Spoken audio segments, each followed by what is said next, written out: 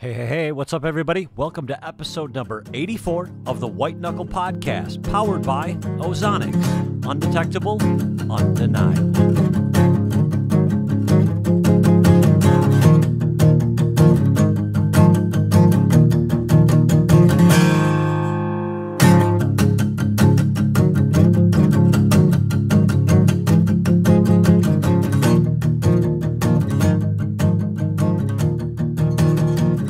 Thanks for tuning back into episode number 84 of the White Knuckle Podcast. Today we are going to finish up recapping our public land hunting series that we did earlier this summer. This will be part 2 of 2 and the final episode in the audio version of the public land recap show.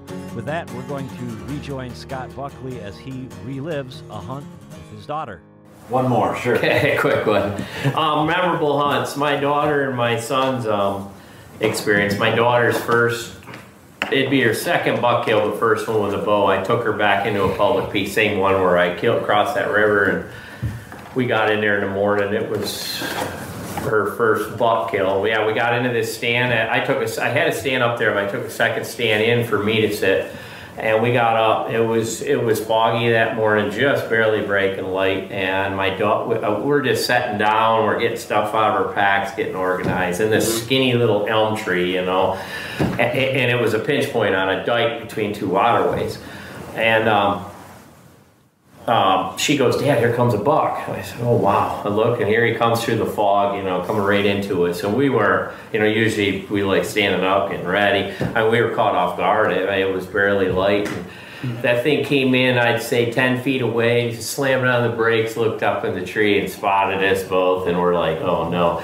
And then some bucks were, you know, just immediately bolt, be gone. He was one of them bucks that kind of just did the side step, like he was going to try sneaking out of there. He was kind of backing up a little bit, unsure. And I mean, my daughter had only killed a couple deer in her life, and she was just on cue. She stood up when that deer kind of turned his head a little bit, stood up, and just, it was slowly backing off, and I grunted, and she put the pin on it, and 150-inch 10-point. She nailed it right through lungs. We watched it run probably 70 yards, and we watched it fall down. You talk about proud parent, you know, a big deer like that. It was just, and she was only 18 years old, 20 maybe. And then my son, he's killed a couple bucks. I wasn't with him, but the bear hunt we went on this spring, I was with him when he shot a bear up in Saskatchewan. I had already filled my tag, and this bear had come in 3 different times, big boar. And the first time he was pretty shook up, you know, the bear fever going on. Just, you know, he was waiting for it to stop and it'd move. And I told him, "Just take your time." And then the thing disappeared. And I said, "Well, maybe he'll come back." An hour later, he come back, couldn't get a shot again. The third time he came in, like probably 2 hours that first time, he came in 18 yards. It stopped. Cody pulled back and drilled him right through the lungs. We watched him kind of run around us. We seen him go up a hill, and then we heard the death moan. And yeah, it was a pretty exciting. Just watching my kids, you know, being with them on a couple of them hunts is just something that you never experience, or out of body experience, I guess. It's pretty cool. Yeah, that's awesome. Curtis, this question comes from David Etheridge.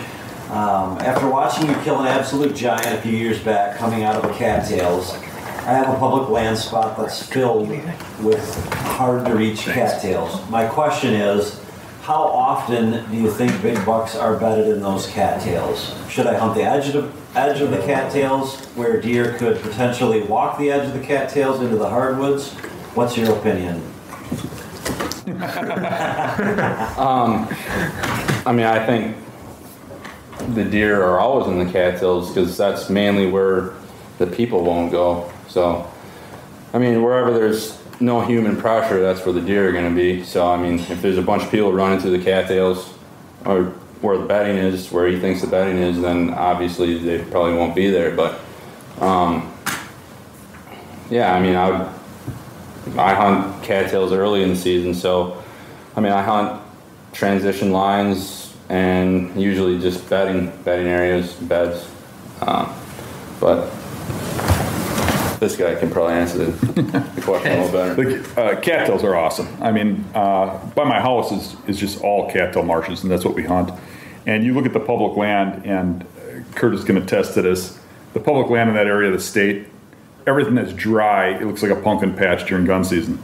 And bow season ain't much better. But you go out in those cattails and you won't see anybody. And that's where the deer are. And there's no deer living to maturity in the pumpkin patch. They're living to maturity in those cattails.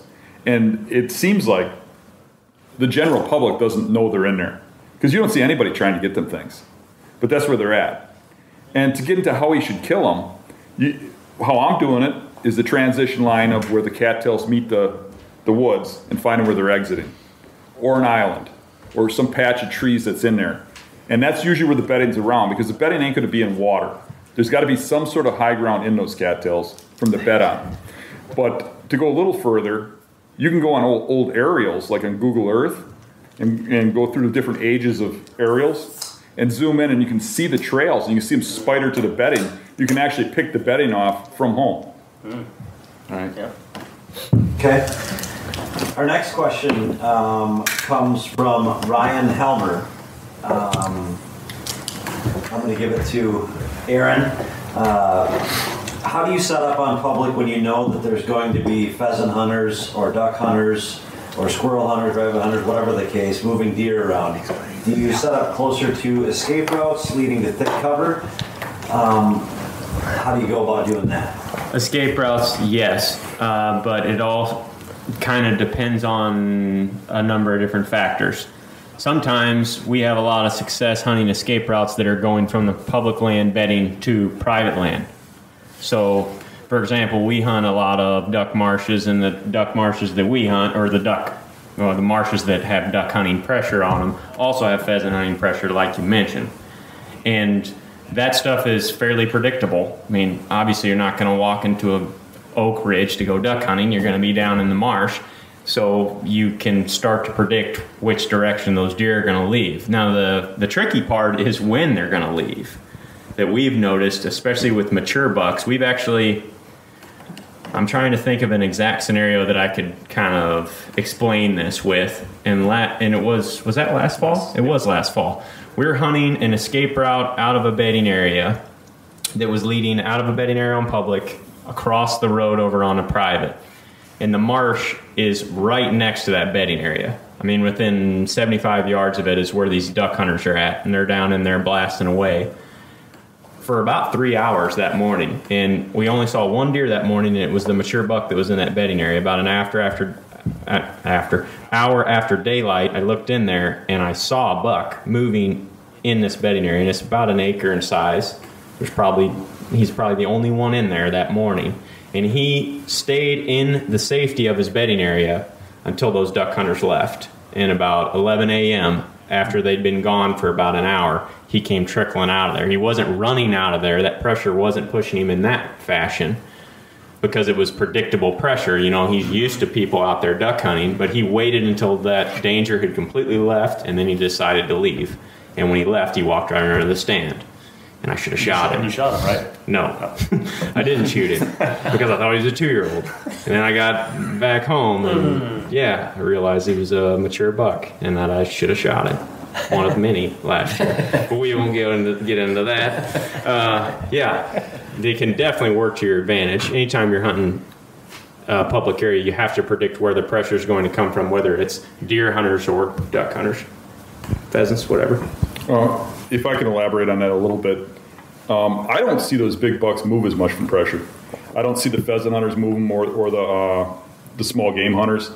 For me, I see the younger bucks run around like that, but the big bucks know those bedding areas, and they're in spots in between the duck hunting and the pheasant hunting. And a lot of the marshes I hunt, really, where would they escape to? If they run across the street to run into the open stuff, the marshes are where they live. Yeah. But there's the in-between ground, the thick, nasty, wet stuff where your pheasant hunters don't go, your duck hunters don't go, your rabbit hunters don't go.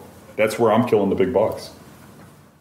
It's the in-between stuff. It's marking off all that stuff where everybody else goes. Yeah, and in this situation, it's a mature buck, but he's not running out of there, like I said. He stayed within that bedding area completely comfortable the entire time those hunters are in that marsh. He's used to that. Yeah, he's already in his favorite. Oh yeah, he's already there. And where's he going to go? Like Dan said, he decided not to move until that pressure was gone. Right. Okay, this is sort of a long one, but probably worth discussing, particularly from Todd to just about to the end of Greg. Todd through Greg. Any one of the four of you can take this after I try and read through it here. No one has discussed in detail much about weekend versus weekdays. A lot of focus has been spent on prioritizing family, work, hunting, and scouting time. There's a big advantage to hunting with a partner because you can both use one set of steps and split the load of gear going in. If all these podcasts and experts share the secrets and strategies of their hunting styles to the public land followers, the public land followers will know how to start to engage differently in their style. This leading to what many of these experts were capitalizing on will likely diminish. While one tries to share and help to educate others, does one not worry about the consequences of sharing too much information with the hunting world? Yes, this is a question that we deal with often. Yep. And the issue here is that, and I hate to go too broad stroke too fast here, so you guys slow me down if I do. But overall, as a sport, we have declining numbers of whitetail hunters. And I understand if you come from an area that has a lot of hunting pressure and you're hunting public land and you're seeing people that watch us, for instance, that get out there and they're starting to have success or whatever. But really think big picture and where we're all going to be as a community in 30 years or 20 years. What we're trying to do, and hopefully it's going to turn out to be the right thing. And it's hard for us to say because we don't know what it's going to be like in 20 or 30 years. We're trying to educate people and inspire them to get out there and go hunting. You can figure out your own style. We're just showing you what we use. Trials, tribulations, whatever.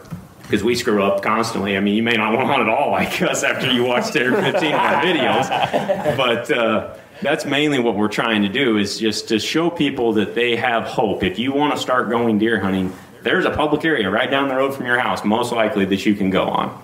Mm-hmm. I mean, that's just the broad stroke of things anyway. So. The sport of hunting is more important to my success. And I see an industry where kids are learning how to farm hunt when they don't have farms. They're learning how to manage giant properties for whitetails when they don't have giant properties. And you see them out hunting on public properties, sitting on the edges of fields and stuff. I want to see hunters have the success that I have. I want to see them advance, and I want to see them enjoy it, and I want to see hunting stay alive, and I want to keep the art of woodsmanship alive that's dying. And it really isn't about me being successful. I want everybody to be successful. It'll be a happier sport. I think we're a little greedy if we get into this to not help others. Mm-hmm. Yeah, I totally agree, and I appreciated Luke's story about helping that guy who was... Yeah, absolutely. Yeah, that's why to me, that's what it's about. Yeah, I enjoy that just as much as myself hunting, almost more now, getting out there and helping somebody else or showing somebody a different way. And the thing is what I think is it's if something loses value, we see it disappear, right? As far as it depends on the value, though.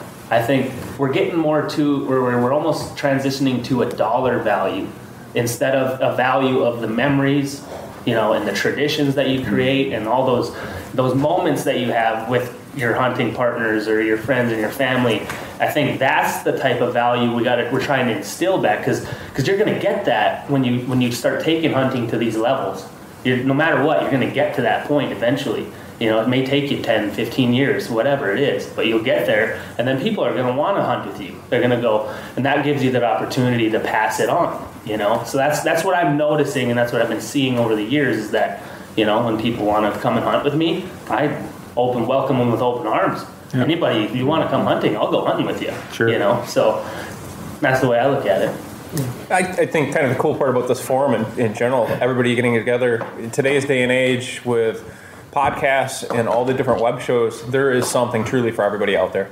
And I think it's just made it a little bit easier to tell, the blue collar side of the story, which is what we all love about Dan, is like no BS, not pushing a bunch of gimmick products. It's hunting is pure blood. I mean, you're a pure-blooded killer. Let's face it. But I think 10 years ago it was a much different place. I think with the hunting shows that were on the market, it was the reason I started White Knuckle was there was nothing I could relate to. Right. None of these guys hunted like I hunted. It was all outfitter-driven, product-driven, and I just couldn't relate to it. So I think that we are all dictating the future of hunting. And I think just you guys all coming here today and all of us sitting down and talking about it, I think is a step in the right direction. And just educating people of the different options that are out there to watch or listen to the different shows, podcasts. That's the great thing about the United States of America and hunting in general is that whether you hunt private land, farmland, public land in North Dakota to Michigan to Florida, there is something for everybody out there. We are very fortunate, all of us, to be able to have this ground. I mean, you go to Europe or any other place on Earth, and only the rich can hunt. Africa, Africa's the same thing. You can't. There's no public going on over there where you can just walk out your door and go. And to address the gentleman's specific question, if you use this style of hunting that we kind of all dabble in, you're an adaptable hunter. We're not necessarily saying there's only this one good spot on public land because, I mean, I'll tell you about the buck nest again. After we showed all that, people went in there. It's not the buck nest anymore. But guess what? Those bucks just moved to a different spot on that public area. You just have to learn where they're at. Mm-hmm. It's not like if everybody starts hunting like this that there won't be an out. Deer are going to adapt. They're going to change what they're doing, and you're going to be left to figure it out. I mean, that's the fun of it, man. Figuring it out. Amen. Love it. Yeah. This next question sort of is a good segue into that question. The question is from Justin. I'm not going to try and pronounce his last name, but it says, do you guys drive a different vehicle to your hunting spot so that you can keep people from knowing where you're at, Dan? Knowing what you typically drive, you get a lot of people interested in you and following you around. Did that person see my I brake for Coon's car? Yeah. I have a separate vehicle for hunting because everybody in town knows who I am. I've also, and now the townspeople have one up on me, I've taken my truck that I used to have that had all the logos on it that my kids bought for me, because I don't really do that. I don't paint stuff all over my cars.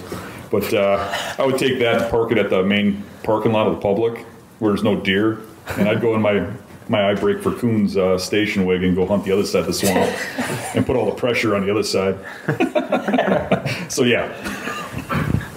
I used to be that guy. I had all the NASCAR. It looked like a NASCAR vehicle with all the stickers, and then I slowly started to realize when people were like coming into restaurants saying, "Hey, is that your truck out there with the big lone wolf sticker?"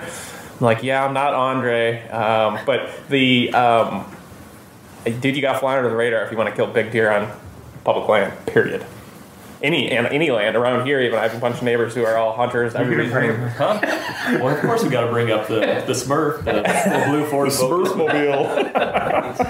I haven't really seen this vehicle. Yeah, we need to pass the hat afterwards and get Aaron a new car. Yeah. What is it? What is it? The car? It's an 04 Ford Focus that we bought from a salvage yard back in 2007. Called the Blue Smurf. Well, called the Smurf, yeah. And the thing is, it's worked perfectly to the extent of what we're talking about here. Like, people would have no clue that it was us. Except we show the stupid thing on every video now. And it's got like all these... Sometimes you gotta climb out the window. It's got all these unique vents and stuff in it. I literally climbed through the trunk one time. There's one window that still works, one lock that still works. I can't get my keys out of it. The driver's door got hit by a truck the other week. And yeah, I mean, it's, any day now it's going to be the end. But it's hauled a lot of dead deer and turkeys out in the trunk, so that's awesome. Okay, see here. You guys can pick who wants to take care of Ethan Hargard's question. If you're hunting a large tract of timber, he hunts the Ozarks a lot. How do you begin picking apart where to start hunting? Do you use aerials and topos? How do you go about doing that? Whoever wants to take it. The Ozarks? Yeah. Why don't you take it and talk about hill country, because that's probably what he's dealing with. I mean, it's what it sounds like to me. Yeah, you're talking about southern Missouri, where there's probably big timbered tracts, big wide open mature oak timber hills. Yeah, very similar to western Wisconsin, I would say. Okay, so big, large tracts of timbered hills. What I would do is look at the topo of it first, or maybe a topo and an aerial. Like I like that hillmap.com. Mm-hmm. It gives you the comparison of the two on the same page. And I would mark all the leeward ridges. And when you get done doing that, you don't have much left, really. It's a pretty small area, and that's where I would scout and hunt. And you can get through that stuff pretty quick. Then when I got in there, I would be looking for the ridges that have the cover, that are still on that leeward stuff you marked. Dan, real quick, for anybody who doesn't know, what is your definition of a leeward ridge? Downwind side. Downwind. So wind blowing over the hill, because bucks bed on those leeward ridges. So they bed when the wind's blowing over the top and the thermals are coming from the bottom. So I'd be marking the map to show where those leeward ridges are to myself, and then I'd go in and eliminate them based on thick cover or open cover and points or whatever, and then you really end up with a pretty small area of a large area pretty quick, and it makes it pretty easy. Are you picking it for prevailing wind? It depends. I mean, I would probably mark it for several winds if I was doing it in advance. If I'm looking at it for that day, then I'm picking what wind it is. Mm-hmm. I'd like to add on that too. Exactly what he said, and then I like to focus on areas that they either have on the topo maps, all of the little lines on there. The closer together those lines are, the steeper those hills are going to be. So if you can, I try to find the steepest stuff possible. That's going to deteriorate some people from getting in there, but also if you can find a spot that you can only access it from one way, and there's like a big hill in between that, that's a good, because then you have to cross that huge hill to get there, and that's going to, less human pressure, and then there's going to be deer there. Sure. This isn't a question, it's really just a statement pointed at you guys, and Justin Talbot says he doesn't really have a game-winning question, but he wanted to share how he really enjoyed the podcast series. He thought it was a great idea and a great way for you guys to share your knowledge. He doesn't think that you're giving away secrets. He says, I can have all the info in the world to go kill bucks on public land, but correct determination, sacrifice, and application is what most will lack. I, for one, appreciate all the work that you guys do, Justin says, and you do it for the love of the sport, and not only that, but you also generate videos to extend that passion even farther. Keep up the good work. Thanks. Thanks, Justin. Yeah. All right. The next question comes from Cody Courier, and I'm going to address Todd because it probably speaks a little bit more to what Todd hunts on a more consistent basis. How do you determine feeding areas that aren't obvious?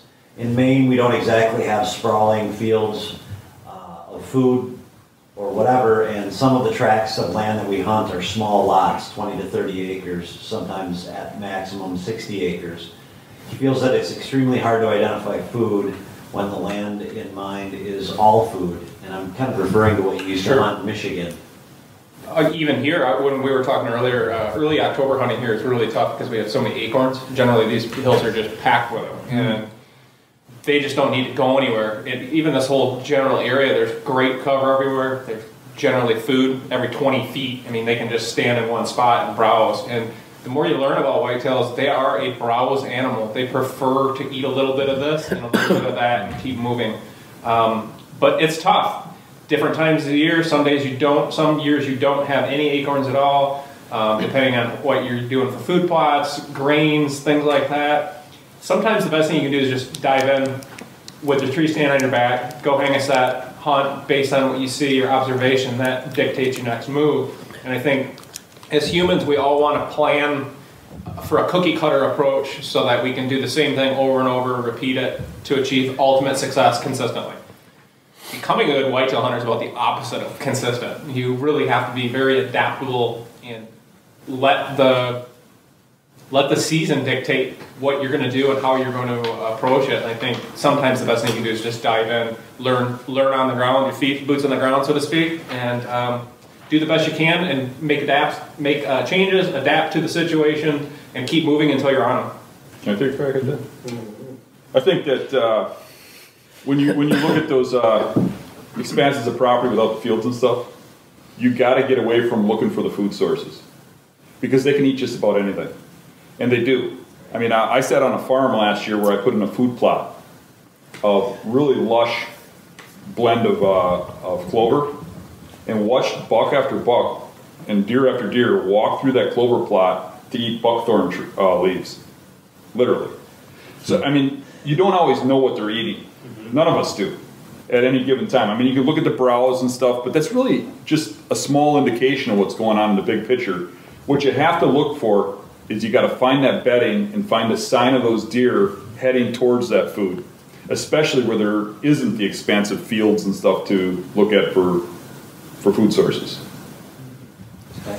And think outside the box a little bit. If you're watching a lot of Midwestern, hunting shows or whatever, that's what you're seeing: deer eating his food plots and ag crops. Like he just said, browse is number one. So, for example, we hunt a lot over, honey locust during the late season. Oh, yeah. When those pods drop, those deer will key in on those really close to their bedding area. That's just one of many examples of some kind of natural browse that they have to feed on. So if there's deer there already, there's food there. Yeah, also like water sources too. Like if there's not a lot of water in the area, that's huge. That's just like a food source, especially if it's, you scouted the area, you got all the bedding, then you check that water source right next to where you're finding that bedding. That's a good. If that's the limiting factor in there, right, then that could be way more important than thinking about any type of food source. Right. There was a spot last year where me and Skylar hunted in the hills, and it was up high, and there was a water source up high, and it was dry all the way up. I don't know what it was. It was like water leaking out of the rocks or something, but it was up high, which is weird, which was where all the bedding was, and there was acorns dropping. There's acorns dropping everywhere, but I think the reason why they were there is because of the water. So. All right, Robert Force. And he said, this is for all you guys. What's the most ridiculous public land spot you've hunted? The one where you would be almost embarrassed to have other people see you there. I like it. Anywhere in Michigan.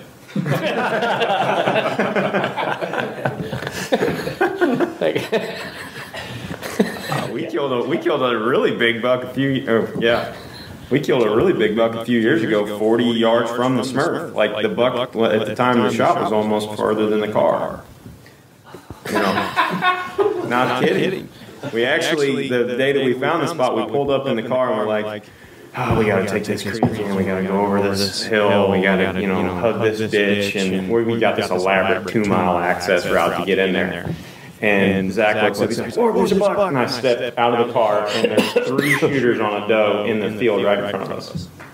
We ended up hanging in a tree right next to us, to the car, and killing one of those bucks the next day.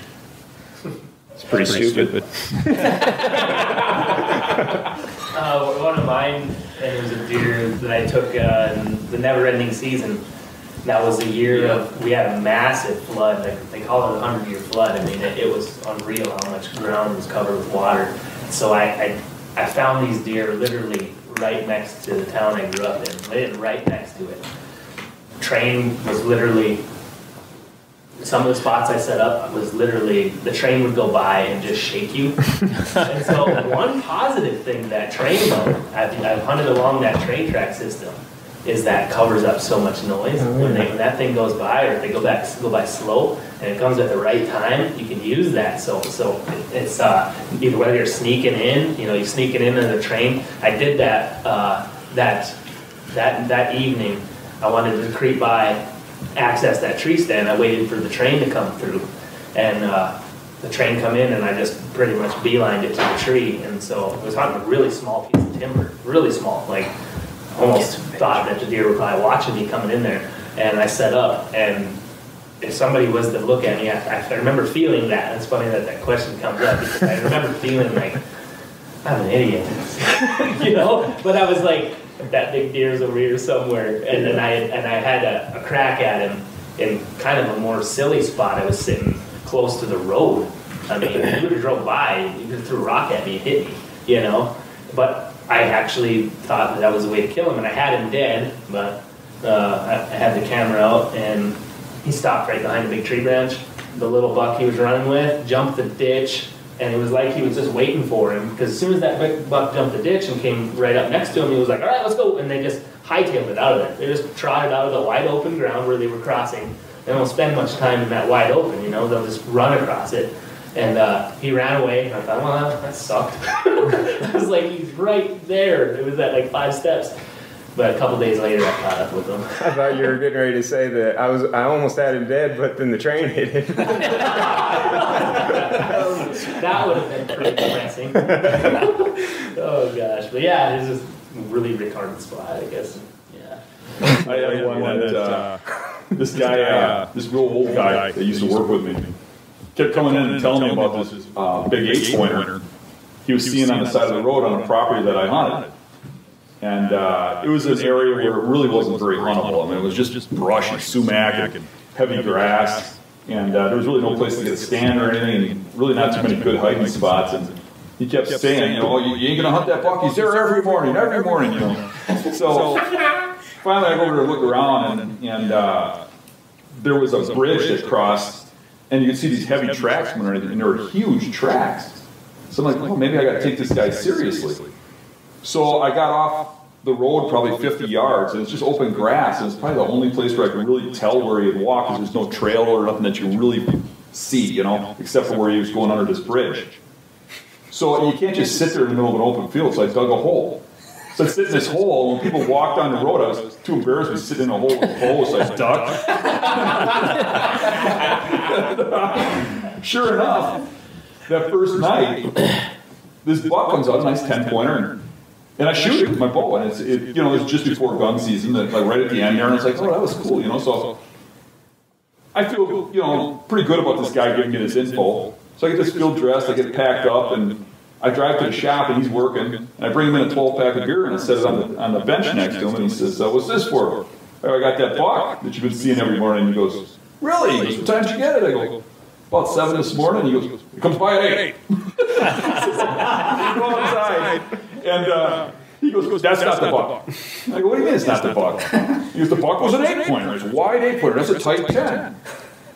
Oh, come on. And I'm thinking the guy's goofy, he's old, So I go about my business, and about halfway through gun season, I got gauged, and I stop in the shop to tidy up some projects I was working on, and he says, when are you going to go shoot that 8-pointer? He's there every morning.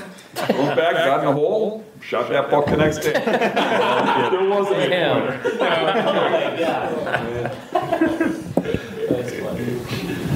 All right, our next question, Scott, it'd be perfect for you. It's from Richard Buckley. He says, I'm from Michigan and was wondering what Midwest state you would recommend to go for big bucks. First of all, that's my brother.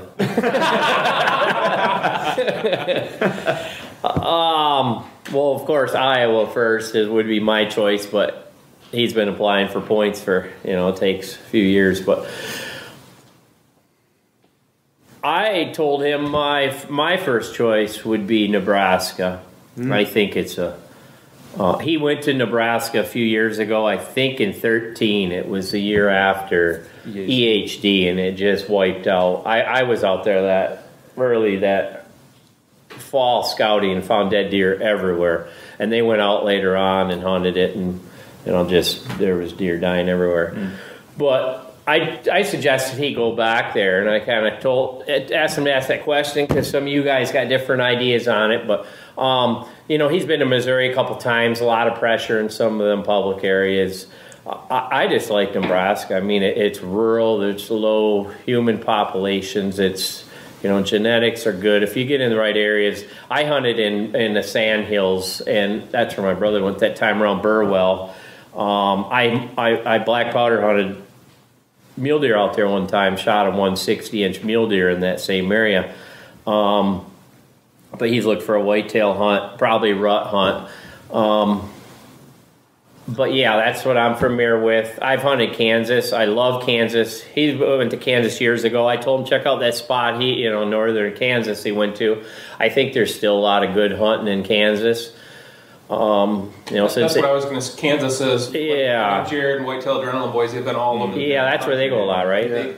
I shot a buck on public, a typical 12. That was the first big deer I shot coming from Michigan back in the mid-90s. I went on a trip to Kansas down in southwest Fall River, Toronto public down in that area, and just by studying aerial photos. Really back then we didn't have many aerial photos. It was more in the topographical. I just used to get all the topographical and study them right and left, and just picked out a little cluster of public lands where I didn't have to be committed to one. We went to like 3 different ones in that area. I went out turkey hunting that spring. I do that a lot when I used to go out of state more. Now I'm in Iowa. I kind of just stay here, but when I was in Michigan, I used to go to all these public areas or different states. But yeah, I would I go out turkey hunting in the spring, and that'd be my scouting for deer season. So I didn't just show up in an area, cold turkey. And I don't. That's kind of the extent of my hunting: Nebraska, Kansas. I mean, I hunted Ohio, of course, the big state of Michigan a lot, but. Ohio, I was mainly on private land, but do you guys notice quite a bit of pressure on Iowa public? Because I'll be honest, I've never hunted it. I've always gotten permission by knocking on doors and getting to know people and things like that. But have you noticed an influx or a deflux, or where is typical Iowa public land at? We notice a fair amount of pressure. Yes, but we've hunted Nebraska public and Missouri public and some of these other states too. And I wouldn't necessarily say that there was more pressure. It's kind of it's different depending on the spot that you're at. I mean, that's really what it comes down to. I mean, there's some areas down home here in Iowa that we hunt that consistently year after year after year get hit really hard. But some of those are our best areas because of the pressure. And it's mainly in the first week of November. If you can come in the early season, some of them states you won't see a soul around. You can hunt any spot in public in Iowa. Yeah, I mean there's probably a lot of good answers to that question. I mean Missouri does have the September 15th opener, which is nice. You can go and you can hunt for a couple weeks then and potentially kill a buck. If not, get a bunch of good intel to come back and hunt the first week during the rut. Kansas is good, Nebraska's also great, obviously. But North Dakota, South Dakota just got an early opener. All have September 1st openers or slightly earlier in North Dakota. Yeah. And I don't know, I wouldn't classify those as real big buck states. Probably not like Iowa or Kansas. But if you want to shoot a solid buck, like 130 to 150 type, I was even those states are Ohio. Would be good for public. There's all kinds of public in Ohio. Big deer. Convenience and tag prices too. I don't know. Right. Yeah, that's always an issue. Ohio and Kentucky are they're a lot closer to Michigan. Yeah. Than out west. And what is anybody hunted public in Kentucky much, or? I'll be there September 1st. Oh yeah. But haven't hunted it. But we're going to go there because we've gotten so much positive feedback about it. Yeah. Kentucky and Tennessee, to be honest, and southern Indiana, southern Ohio. I mean, there's some good public land in southern Illinois. Lots and lots of public land in Missouri. However, most people tend to focus on the northern half of the state. but there's opportunity all over the place. You guys, just with the tag prices, because Iowa has fairly expensive non-resident tag prices, do you see a lot of non-residents hunting on public land? Yes. Okay. That's where, and that was, I guess that's kind of where I was going before I went down the rabbit hole there. Every state has different type of pressure. In Iowa, it's non-resident archery pressure. Like, that's the heavy thing. And that's why we tend to have a good amount of success seeing mature bucks on public land in October in Iowa is because there's nobody there. There's very few people there in October, but November 1, like you said, Scott, it's just an influx for 10 days, and like they're everywhere. And even here, what I've noticed, all my neighbors, everybody loves that first week in November because you see the most activity. But that's my worst week to kill big bucks. Yeah, we like second week. Second week, yeah, is like definitely. The 15th, I kill most of my deer after the 15th, 14th, 13th. There's a couple other ones up here that are right around that time. So most guys burn through their vacation days, and that's when it starts to get good, is later in November. But dude, it's hard on your family if you've been hunting, all through October, late October. By the time you get into mid-November, you start getting closer to Thanksgiving. It becomes harder and harder to get in the field. But that's also part of why it's so good, is because there's just not as many people out hunting. Yeah, 10th through the 24th. Oh yeah, Hunt that. No, that's my favorite time period. That's my last week of October. I've killed 2-3 bucks on Veterans Day, big ones. What's that? Usually the 9th or 11th or something. I've killed them on that day.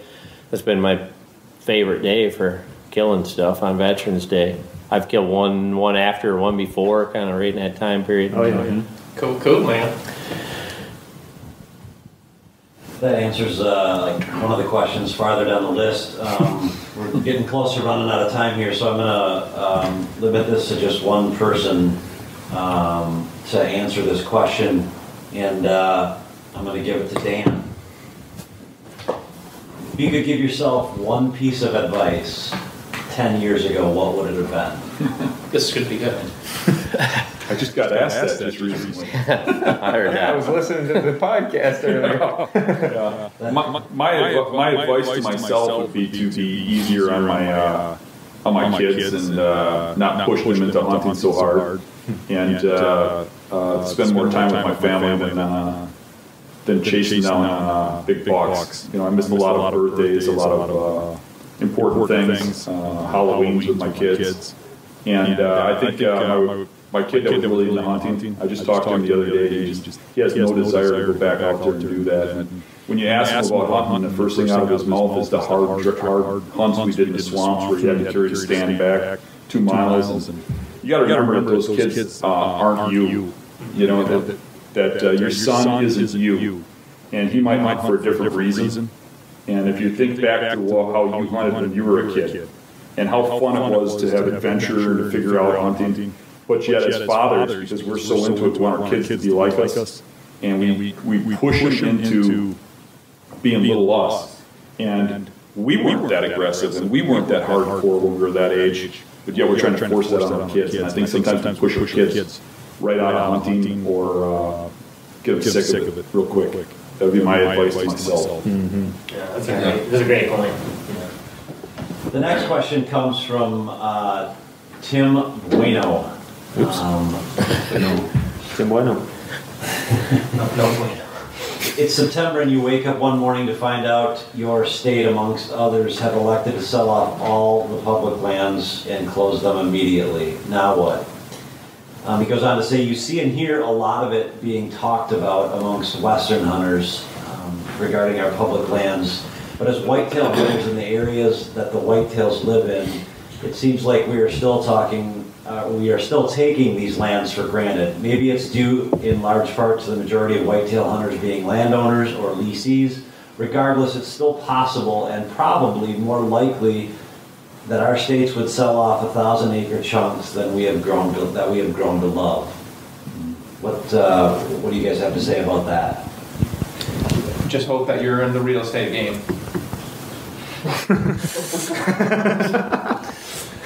We were actually having this conversation not long ago.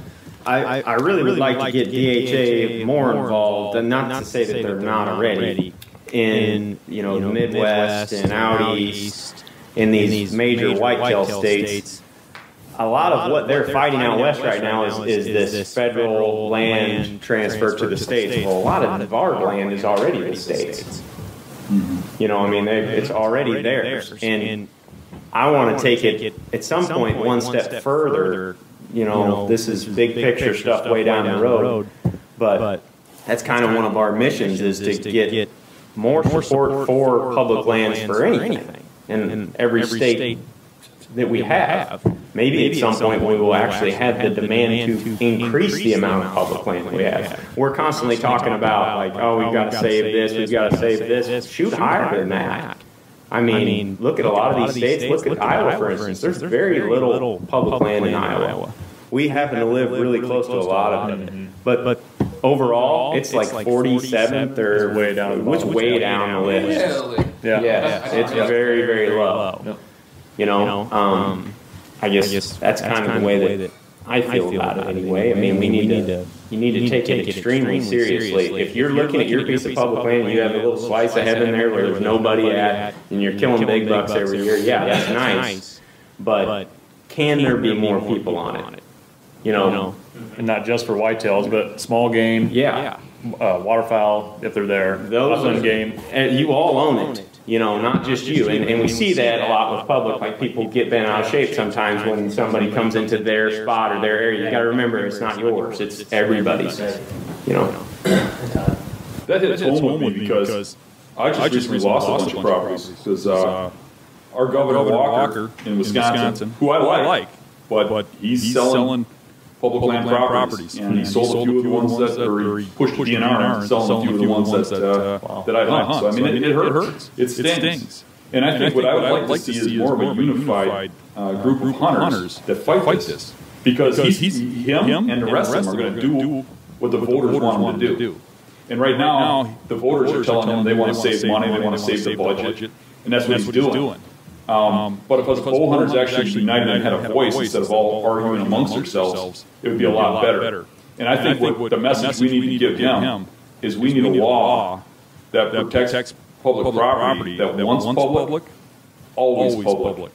And I think it's a shame of some little old lady who thinks she's doing the country a favor, and instead of giving her family the property when she dies, she donates it to the state to be public land. You know, she's rolling over her grave when they're selling that property.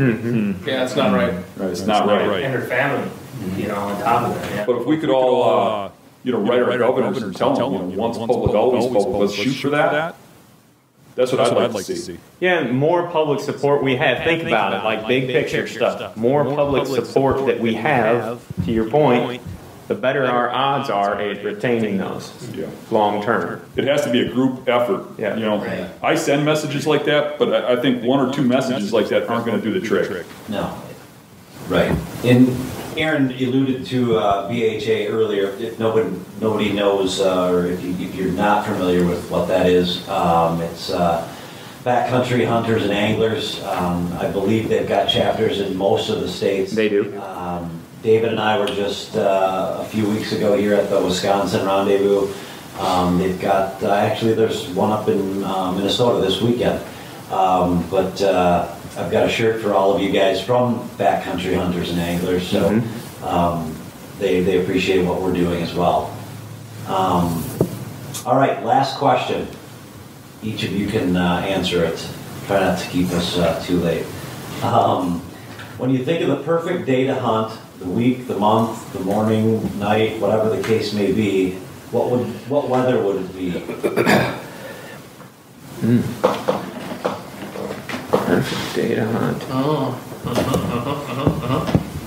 He goes on to say, what comes to mind for me is late season hunting when no one else is in the woods, where almost everyone is thrown in the towel. It's bitter cold, the snow's too deep, and it's on the holidays, or just thereafter. I'll give a real quick answer. And that quick answer is the best day to hunt is any day you can get out there. And yeah, there's disadvantages and there's advantages. For every disadvantage, there's an advantage. And there's something you can capitalize on. I kill deer when it's too hot by hunting water. I hunt deer when it's too cold because they move. You know, everybody's got an excuse, and it almost seems like people are looking for excuses. But if you're a good hunter, you should be able to take what you got and make it work. Exactly. Situational tactics. That's like you said, looking for an advantage every day that you have the opportunity to go hunting. You know, if it's a windy day, maybe that enables you to sneak in on the ground into the bedding area where the buck lives, even if it's 90 degrees outside. You know, like you mentioned, you're going to have better movement on those cold days or those days right after a cold front. But if you have a day to go, be looking for something that you can use to your advantage. Some of our most consistent hunting last year, or where we consistently saw mature bucks, was around the end of the year. It was bitter cold and snow on the ground, and we were hunting that duck potato patch. Yep. We got the right weather there. I think it was January 1st when you shot your deer. I mean, we basically knew going into that hunt that we were probably going to see multiple mature bucks coming out to that. And it was the time of the year where basically most of the hunters were out of the field. It was bitterly cold. It sucked being out there. But we knew, and based on the scouting we'd done and the hunting we'd done in that area, we knew there was bucks, mature bucks, bedding close by, utilizing that food source. And then, you know, we went in that night and saw at least two shooter bucks. Yeah. So that was our most consistent. That was probably the best hunting that we had. That was when we knew super we were cold. Yeah. Waiting for super cold conditions to hunt a particular food source that wasn't exactly right next to bedding. You know, so it just varies on the situation, I guess. And I kind of always gone with the way Dan looks at it is there's always an opportunity. I always believe that, and I won't ever go hunting unless I believe I'm going to kill one. You know, if I don't feel good about going out there, I'm not going. Especially these days. I got 3 kids, and you know, I'm glad he says that. Like we talked about, I wish we would spent more time because a couple of years ago somebody did mention that to me because, like I said, 20-year-old, 19-year-old me is complete opposite of who I am now. I hunt maybe 10%, you know, I mean, maybe 10% of what I used to hunt back then. I mean, it's very limited now, but those hunts are always meaningful, as in why am I out there, you know? If now there's always those ones where you're never sure about a deer, you know, you're not sure of where a buck is all the time, right? But I might have a reason why I'm going to go sit this, like I described. There's a bend in a waterway or something where it's coming from the bed, and then they got to cross that bend. It's like a boomerang shape, and I'm going to sit in that corner of that boomerang shape just to scout, and I'm going to probably get eyes on a good deer there. It might be very last light, but I'm going to be able to locate that deer. Now I have the next few days or nights or mornings or whatever's going on. Now I know I have real purpose to be there, you know, and so it kind of comes down to that, you know, for myself. So. Yeah, well, you said. Personally, my favorite days are super duper windy days, like almost the windier the better. And when I was, before I knew, I don't know, before I hunted in Iowa long enough to really establish a consistent pattern, I hunted so many different pieces of property, so many different states. I just wasn't able to learn that much until I really, I guess, planted roots here. But that's what I've noticed is the windier the better. And if you get a period of rain in November that lasts more than 24 hours, when that rain stops, you better be in a tree. Yep. Yep. And that's my secret. Windy days, I love them. And that late season is always unmatched. I mean, in my opinion, that unmatched. Since you're talking about windy days, how windy is too windy? Have you ever seen Sorry. They can get a little cagey, but like you get over 25 miles an hour and it starts to get a little bit difficult. But I have consistently, I remember, I've been out and some days where I'm like, man, this is so windy, like this just can't be good, you know. But that's when you see them. I think a lot of it has to do with their nose. They're just able to, that wind is controlling that scent a little bit easier. There's nothing that I dread more than a dead calm day. Right. I just hate them. Dead calm, warm days just seem to be just the slowest. I just think they feel vulnerable. They just don't feel comfortable moving around too much because they just, their nose becomes ineffective to a certain extent a little bit. Could it be that wind is going to be consistent, you know, for them? Oh, so I think they know that when I'm going through here, I'm moving through this area, he's going to know exactly where that wind's coming from, and he feels a little safer in that regard, maybe? I think just during the rut, you know, what is their goal? Their goal is to get laid. So when you got strong winds, they can cover territory and scent check deer that are hundreds and hundreds of yards. I don't know how far you truly believe they can scent, but I think for those pheromones, I think they can smell them from a mile if the conditions are right. And that's what they're meant to do, is it's driven into them. So I think with those windy days, it just allows them to move, and they can have more bang for their buck, so to speak, and covering larger sections of property with their noses. Yeah, it makes perfect sense. Interesting. I have something Scott? real quick. Can I take? Yeah, go ahead. You hear people talking about lights, their flashlights and stuff like that. I mean, because I was always that guy that was creeping through the dark. Always was. Yeah. And I started playing around with it and experimenting with deer coming around the tree and stuff. And I noticed they don't even pay attention to my light. And I don't know if you guys have noticed that, but I don't really think it matters. Like, you always talk about those people that are sitting across the waterway and they see all these lights coming in and they almost make fun of them in a way. And I'm just like, I really don't think it matters, to be honest, but that's I used to be the guy making fun of them. I'm not anymore. Right. Well, that was me too. I used to think that, because I was walking in the dark and I'd be like, oh, that guy with the light, Years ago, Andre told me, and it's kind of something that always stuck in my. He's like, you can see an animal can see the shadows that your light casts. Really? So if you're just strobing your light through the middle of the timber. And he's like, just keep it pointed at the ground. So that's my rule of thumb. I'd rather be quiet with a light than be noisy in the dark. Perfect example. Yes. And dude, I don't know how guys literally can sneak around the freaking woods in the dark because it's pitch black here in the mornings, during the rut. And I'm going in early. But I always just carry a really small headlamp, and I'll even take it off and just carry it in my hand and just keep it pointed at the ground. Watch your footing. Poking your eyes out. Dan doesn't believe in batteries. So he probably doesn't use flashlights. I used to not use flashlights when I was younger. Yeah. I used to. It was almost like a tough guy thing. I can make it 2 miles out in the swamp, get to the exact tree with no light, and I won't alert anything, and I'll be quiet. I've almost been shot like 3 times. I light up the forest when I go out. And I'm still killing it. I'm like a spotlight walking through the woods. Are you from Wisconsin, by chance? Yeah, right. In Michigan was the same way, public land wise there, dude. There were opening morning of rifle season. It was like watching fireflies in an Iowa yard in the evenings. Yeah. It was just like, oh my. We've noticed, and I mean, we believe pretty strongly in the lights. And we've got a lot of flack about it for the last few years because we show a lot of that on our videos and stuff, like hanging the stands in the dark, lights going everywhere or whatever. Right. But if it's dark and not in gray light, like if it's pitch black dark, they just have, especially bucks, they have a hard time seeing it. Like it's just, I can't tell you how many times we've walked up on a buck that was either by himself or with a doe or whatever, that is not even looking at us, and the light shines right at him, and then you just point it down and you listen for him to move off. And I mean, we've had deer close enough to touch almost in the dark. It's amazing how they know.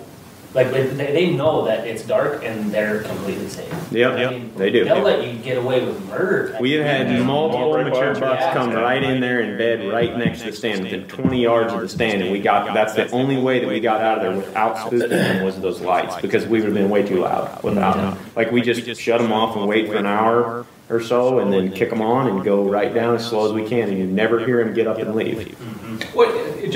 Dan, and maybe Scott, where did that flashlight myth come from? Has it always just been folklore about deer can see lights? I'm sure it's just human perception. People believe that if they can see something, the deer can. It's the same thing like, people walk all over the place and don't think they're alerting deer.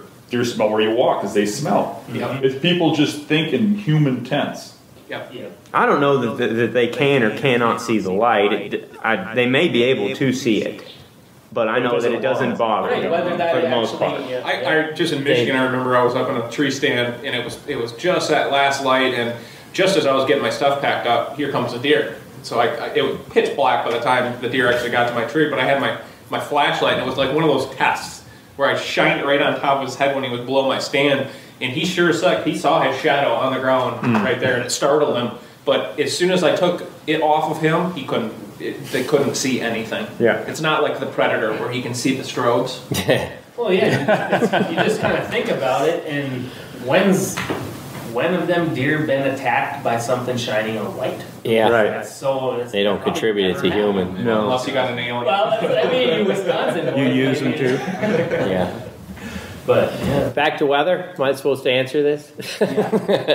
Weather conditions. I'm kind of like that. Might play different. If it's hot, hunt the water sources. I'm a huge weather front person. Kind of before a front is pretty good. I try to be out there, but definitely after that front passes through, high pressure day, You know, nice and sunny and bright that following morning. If you go through 2 days of heavy rain or a day, whatever, that following morning, following day after it passes through, when that high pressure settles in, it sometimes can be amazing. That's usually when I see, you know, especially during the rut, that most intense action. Yeah, pretty much. I don't know, front some. They're good. What else was I gonna say? Yeah, that's about it, I guess. All right, well, we're gonna end the show with one last question that each of you can answer. If you could give a piece of advice at a very base level, what would it be to someone who's just starting out on their journey in public land hunting? That me? Yep. We'll start with Scott and we'll go right down the middle. Take it easy, take it slow, have fun. Don't expect to kill the biggest buck in the woods. Just get out there and enjoy yourself. Learn stuff as you go. Don't let other people. It's easy to get caught up on pressure to get you down, and don't let things frustrate you. Just keep an open mind and learn as you go. It isn't going to come. A lot of these younger generations, they want stuff to happen so quick, and especially me and Dan here, we we started out with nothing. I started hunting when I was just a kid, 12 years old. I've shot well over probably 120, 50 deer. And just enjoy yourself. Start out with nothing. Don't expect to get huge results right off the bat. Have fun, I guess.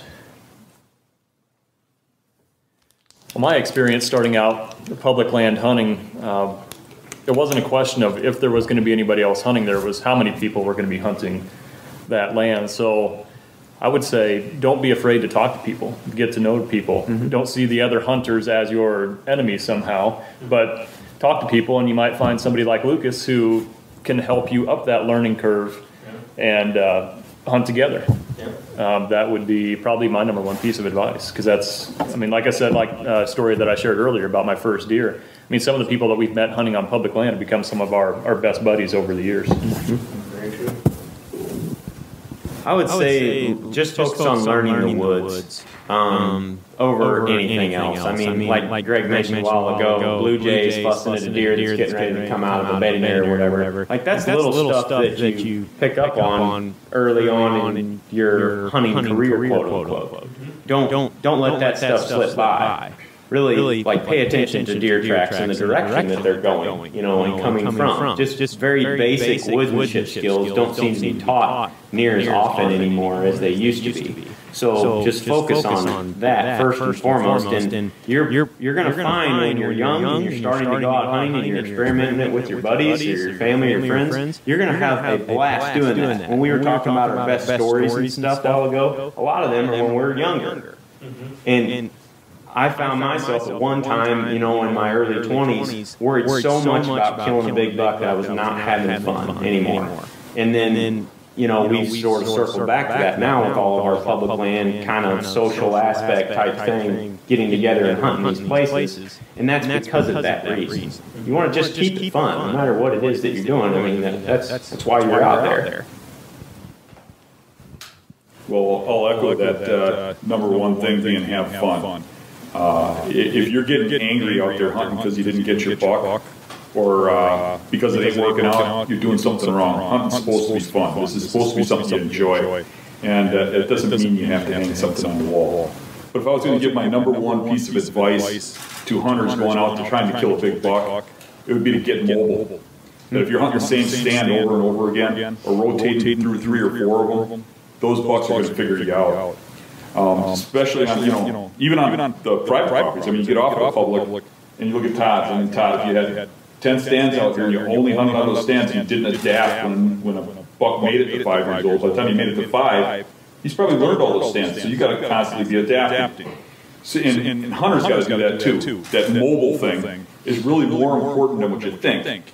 And the reason I'm stressing that is because every place you go for information on TV or anywhere, they're pushing to, sit on the side of a food plot thing, and you get this information that you should be hunting the same spots over and over again. And I can guarantee you, all the guys you're looking at here, most of their really, really big bucks came for the first time they ever sat a spot. Definitely. 100%. Yeah, pretty much. That mobile thing, you could take a dart and throw it at a map and sit where that dart lands, and you do better than rotating through the same 5 stands every time you're out there. Yep. When I started killing and when I started really seeing deer is when I became portable in Michigan.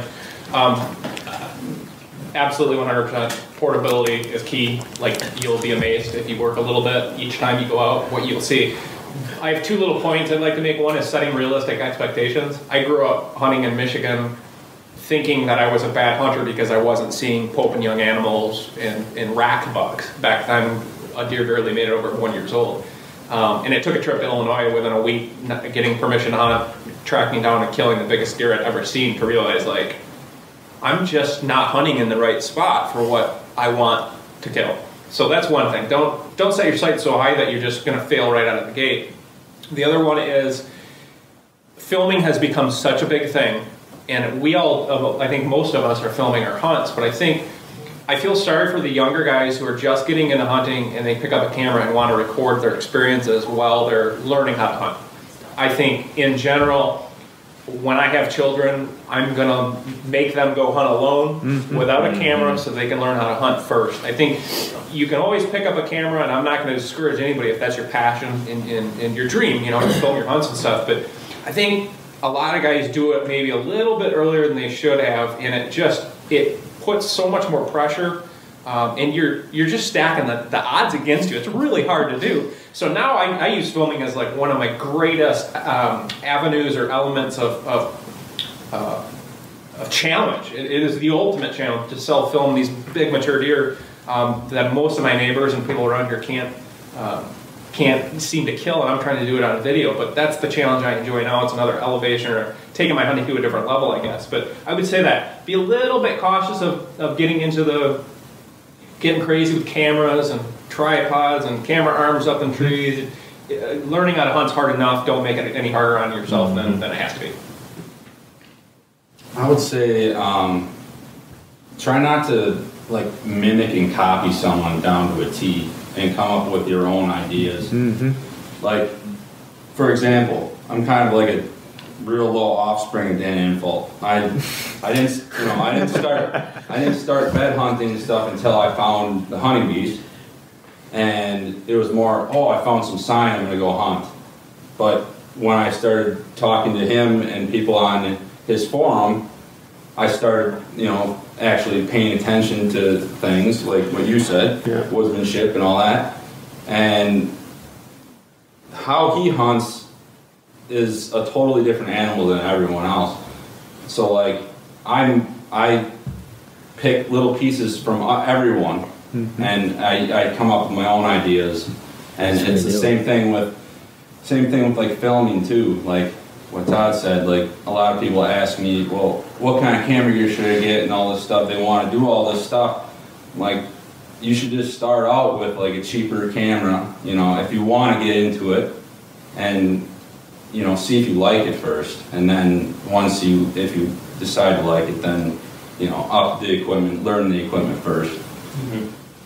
Yeah, these guys pretty much covered everything that I would want to say.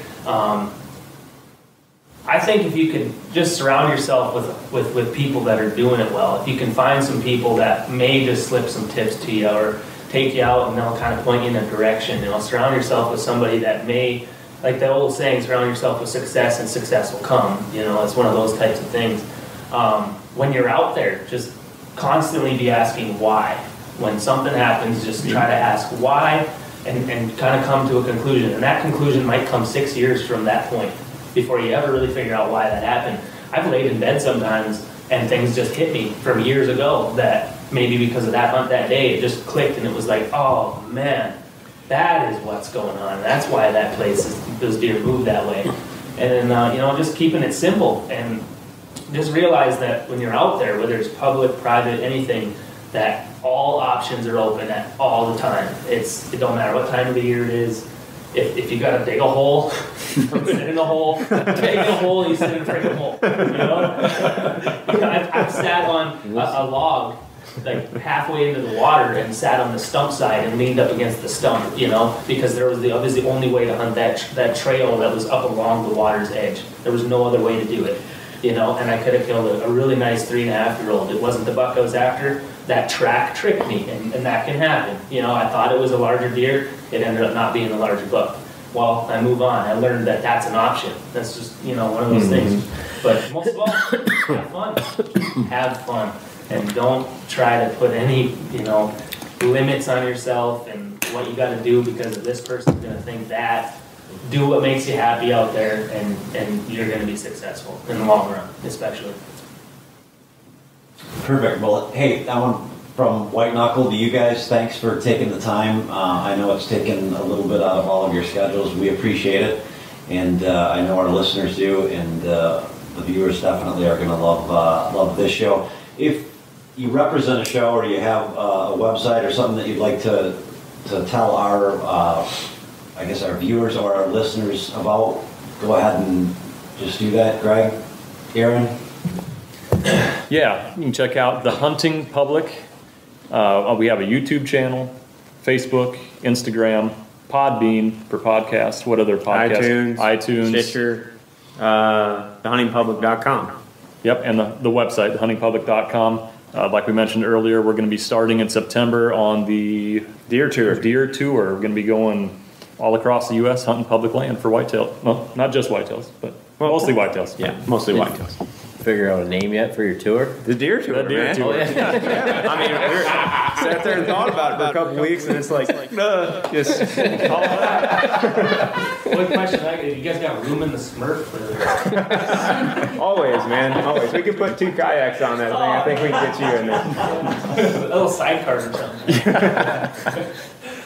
It's amazing how like-minded we all are. Every time you'd ask a question and I'd think of the answer, the person that would answer what I'm thinking.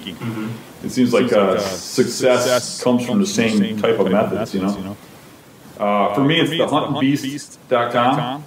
I'm on Facebook, and I got a good YouTube channel. You got to dig through it though because I like to put possum chasing videos on there and stuff too. But there is really good deer hunting content. For me, Behind the Bow, Facebook, Instagram. We do have a YouTube channel that we have all our videos on, and our website is btbhunting.com.